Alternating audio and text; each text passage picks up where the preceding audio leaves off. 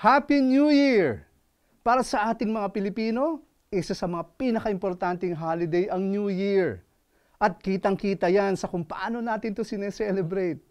Nandyan yung mga paputok sa pagsapit ng hating gabi, ay lumiliwanag ang kalawakan sa dami ng fireworks. At syempre, hindi nawawala ang paghahanda ng masasarap na pagkain para sa medianoche. Marami ding pamahiin na kakabit ang bagong taon. Tulad ng paglalagay ng mga bilog na prutas, pagsuot ng damit na may polka dots, pag-alog ng mga alkansya na puno ng barya. Swerte daw yon. Yung mga paputok ay pampalayas daw ng masasamang espiritu. Pero syempre, bilang mga Kristiyano, hindi tayo naniniwala dyan. Ang totoong paniniwala natin ay sa bawat taon na magdaan, ang Diyos ang nagbibigay ng biyaya. Ang sabi nga sa Psalms, "You crown the year with your bounty, your wagon tracks overflow with abundance.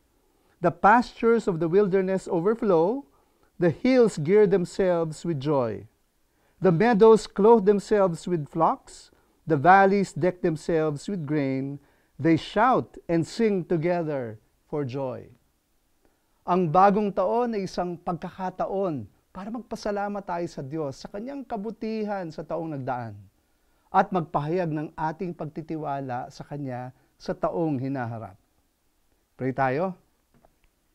Lord, maraming salamat sa biyaya mo sa nakalipas na taon. Salamat din po sa pagpapala na nilaan mo para sa amin sa bagong taon. Ito po ang aking dalangin. Sa ngalan ng Ama at ng Anak at ng Espiritu Santo. Amen.